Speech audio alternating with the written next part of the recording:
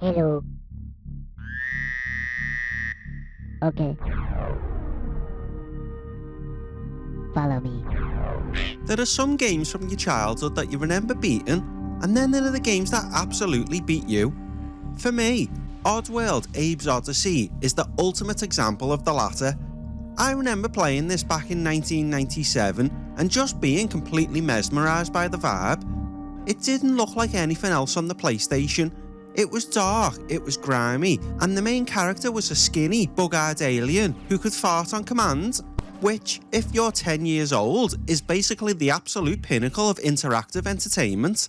But as much as I loved the look of it, the actual game was an interactive brick wall. I never beat it. I don't even think I came close. The puzzles were brutally unforgiving. The platforming required pixel-perfect timing, and the punishment for making a mistake was watching your character get violently fed into a meat grinder. I probably made it 3 or 4 screens deep, died 50 times to a ticking landmine, and quietly give up, going back to a platformer where you could at least take a hit without instantly exploding. It was just too much for my kid brain to process. Now, nearly 30 years later, I'm staring down at index entry 75, and it feels personal. This isn't just about documenting another PS1 game. This is about settling a score. I want to know if all those years of aging, playing games, and supposedly getting smarter actually mean anything when you're faced with the puzzles of RuptureFarms. Am I finally ready to break through that childhood wall? Or is this game just going to prove that I haven't learned a single thing since 1997? Let's step onto the factory floor and see how many horrible, completely preventable ways I can get Abe killed. Let's get into it.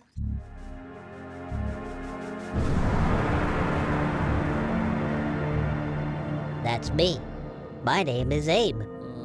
I was Employee of the Year. Now I'm dead meat. We used to make meat munchies. Until the meaches were through. And we made some good scrap cakes too. I thought I had a good job. But that was before I knew. How we'd make new and tasty, I was still to find. It was us!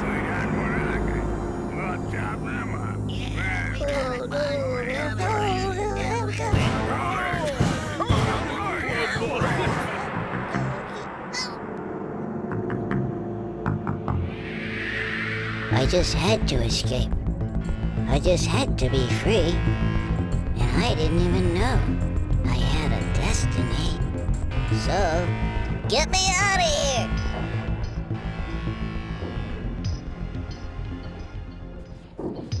Welcome to the PSX Index. I'm Parasine, and this is the show where I play and document all 1,278 PS1 games released across Northern America, and this episode is Index Entry 75. It hit the shelves in late 1997, right in the middle of the gaming industry's absolute obsession with early 3D graphics. While every other studio was rushing to make blocky, clunky polygon worlds where the camera fought you at every turn, the team at Oddworld Inhabitants went in the completely opposite direction. They stuck with 2D side-scrolling gameplay, but used highly detailed pre-rendered backgrounds and CGI models. The result was a game that looked like a dark, twisted Pixar movie. Because they didn't try to force the PlayStation to render full 3D environments, it didn't age poorly like a lot of other platformers from that year. It stood out as a visual masterpiece back then, and honestly, the art direction still holds up perfectly today. Documenting this one is a massive shift from the pristine racetracks and gear ratios of our last episode. We are trading the sterile, realistic simulation of Gran Turismo for the grimy, bloodstained nightmare of RuptureFarms, the biggest meat processing plant on Oddworld. It's an incredibly hostile environment, and the game doesn't do you any favours when it drops you onto the factory floor, so grab your hard hat and get ready to dodge some buzzsaws. Let's see if this 20-year-old grudge match ends with me finally saving the day, or just becoming the latest flavour of processed alien food. Hello. Follow me. Okay. Follow me. Okay.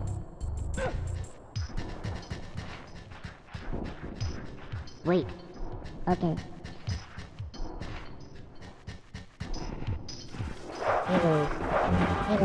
Follow me. Okay.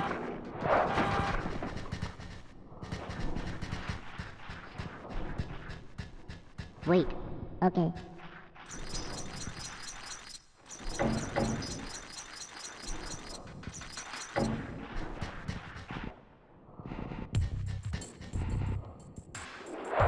Hello. Follow me. Okay.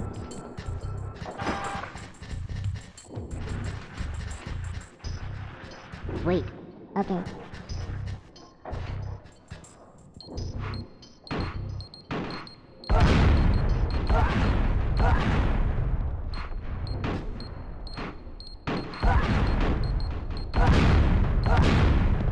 I don't know.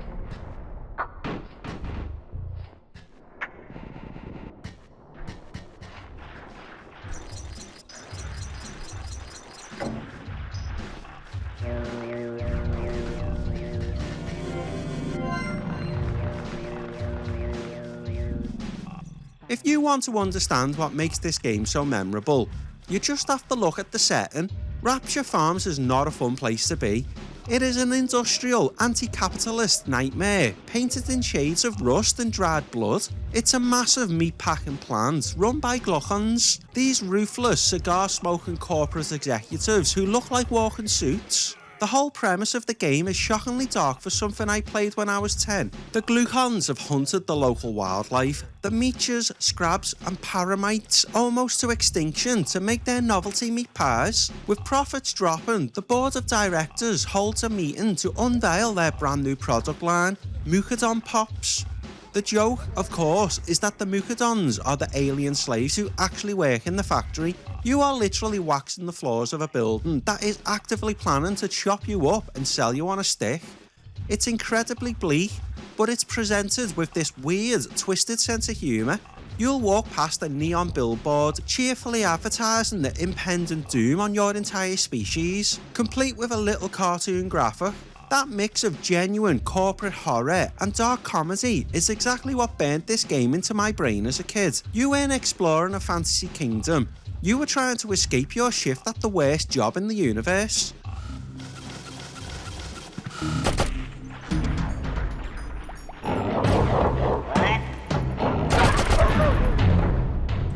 Normally, when a PlayStation game drops you into a hostile environment like this, it hands you a rocket launcher and a giant sword.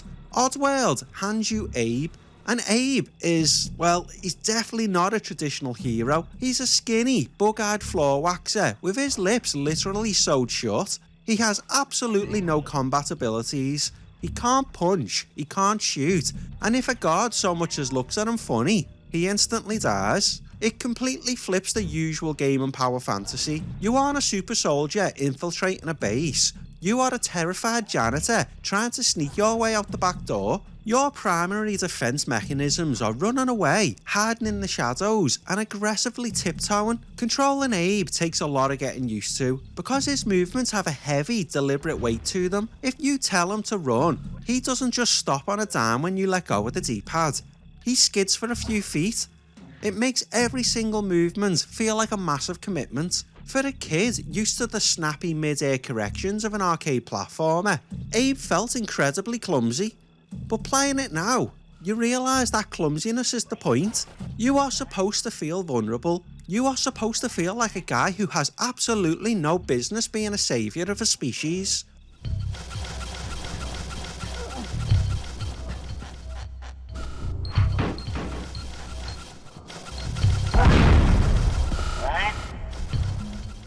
The biggest feature on the back of the box in 1997 was something they called GameSpeak. Instead of reading text boxes, Abe could actually talk to the other characters. By holding down the shoulder buttons and pressing the D-pad, you could issue commands to the other Mudokons working in the factory.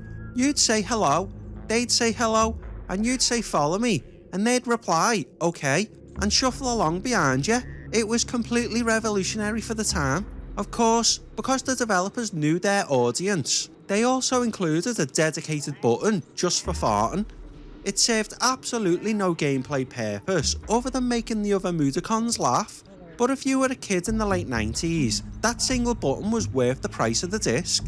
But the reality of GameSpeak is a lot more stressful than just making fart jokes. You have to use this system to coordinate rescue missions. You are basically trying to herd a group of incredibly fragile, depressed alien slaves through an active industrial meat grinder. Some of them are blind and will happily walk straight off a cliff if you don't specifically tell them to wait. Some are angry and require you to apologise to them before they even listen to you. Trying to quickly input the right D-pad commands to stop a Mudokon from walking into a buzzsaw while a guard is actively shooting at you is a unique kind of panic that this game perfected. Follow me. Okay. Wait. Okay.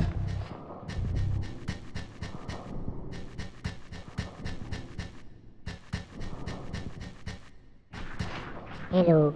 Hello. Follow me. Okay. Follow me. Okay.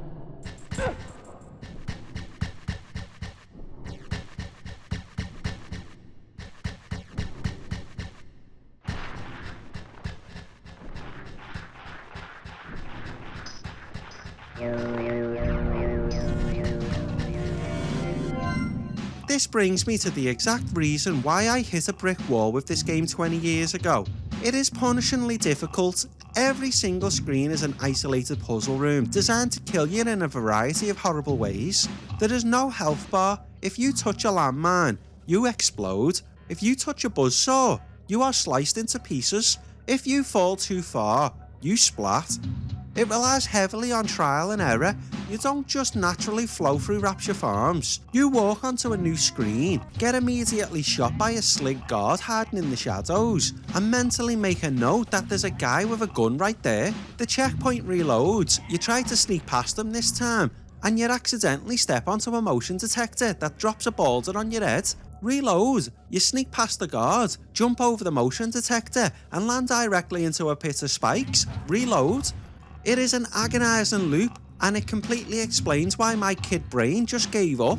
You have to treat every screen like a choreographed dance. You memorise the patrol routes, figure out exactly when to run and when to tiptoe, and execute the inputs perfectly. Coming back to it as an adult, I realised the game isn't actually unfair, it's just entirely unforgiving. It demands your absolute attention, and if you try to rush it, it will happily turn you into a puddle on the floor.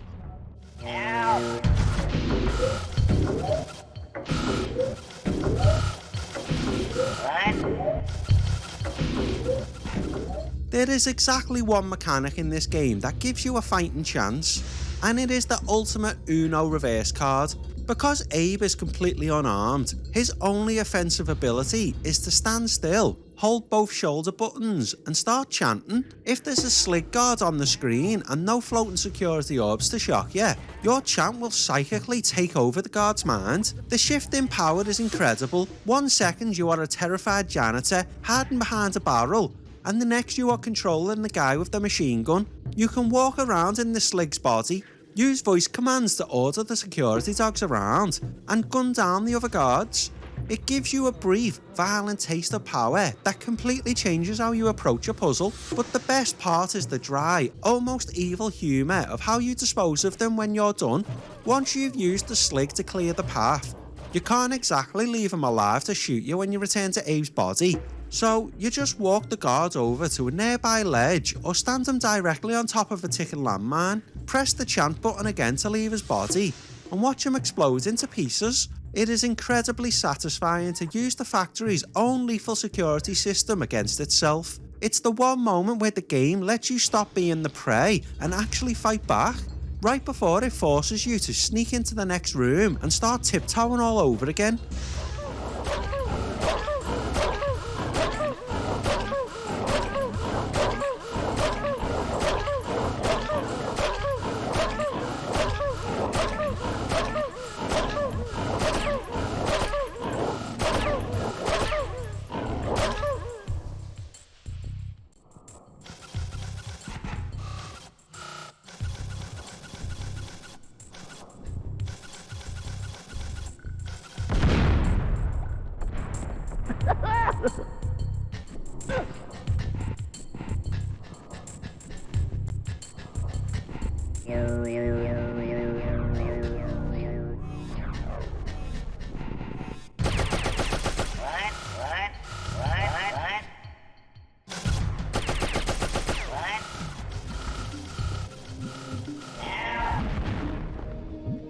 Eventually, you manage to sneak your way out of RuptureFarms, and for a brief second, you think the game is going to cut you some slack. You've escaped the industrial nightmare, and you're out into the wilderness of Oddworld, and there are no slick guards patrolling the woods with machine guns. It feels like freedom, and then you meet the local wildlife.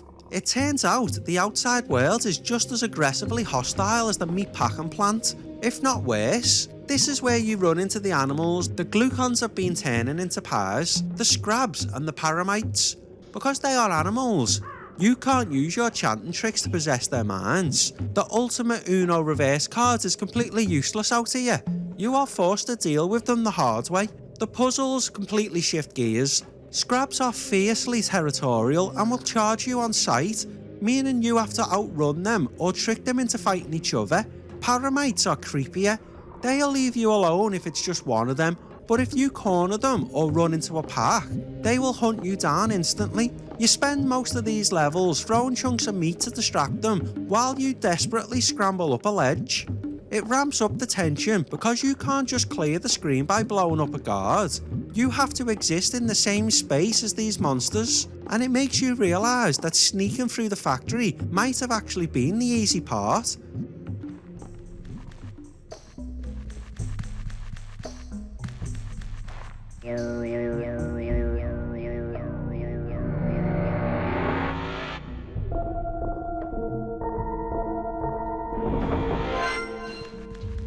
Here's the real kicker of Oddworld. Just getting Abe to an exit isn't enough. If you want the actual good ending of the game, you have to rescue the other Mudokons scattered throughout the levels. There are 99 of them in total, and keeping them alive is one of the most stressful experiences on the PlayStation. It's an unbelievable guilt trip. The game makes you care about these little guys. They are completely helpless, sweeping the floor and humming to themselves, oblivious to the fact that they are about to become a snack. So you tell them to follow you, you take responsibility for them, and then, because you didn't quite memorise the timing of a fallen meat crusher, you tell them to walk forward and watch as 3 of your co-workers are instantly flattened into a red smear on the floor. The sound design makes it so much worse. When they die, there's this brutal, wet smack, and it genuinely makes you feel like a terrible person. You'll spend half an hour on a single screen trying to figure out how to disable a trap so you can safely guide a single blind Mudokon to a bird portal. The game weaponises your own empathy against you. I found myself hitting the reload button not because Abe died, but because I accidentally pulled a lever that dropped the guy I was supposed to be saving into a pit of spikes. The stress of being the chosen one is very real. Okay. Follow me. Okay. Follow me. Okay.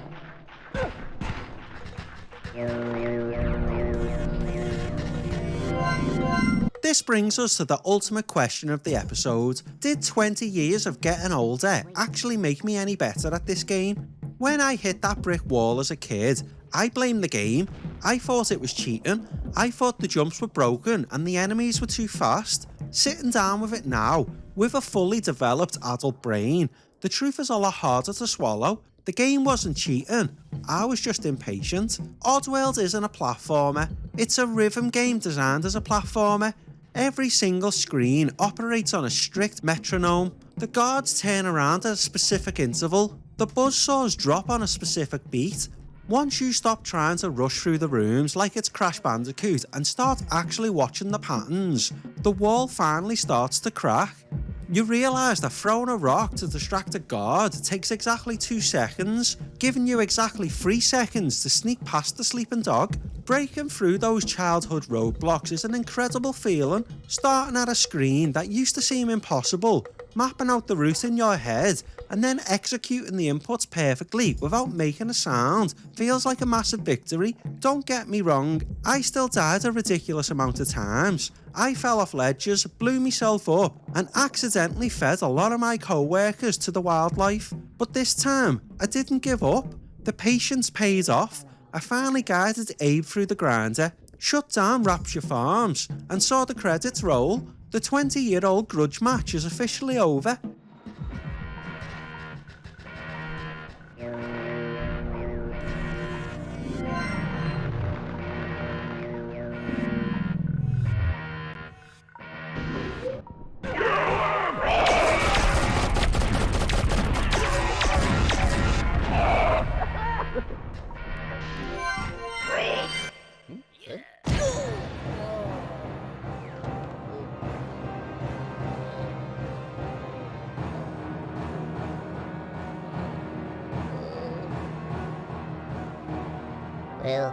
I rescued Mudokons.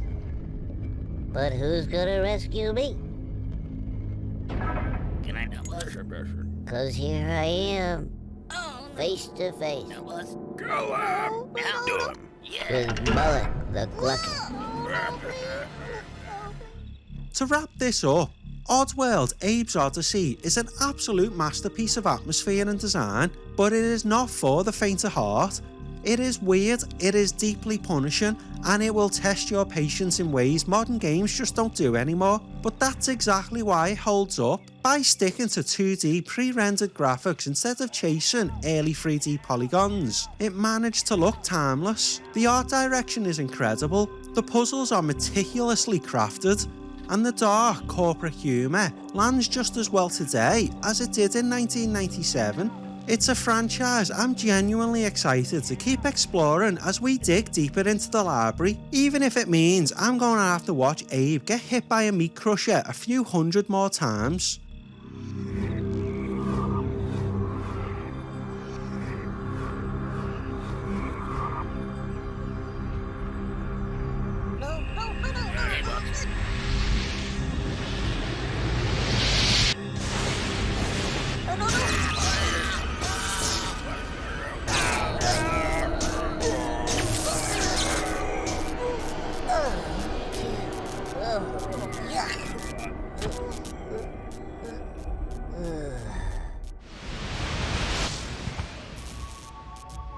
Whoa.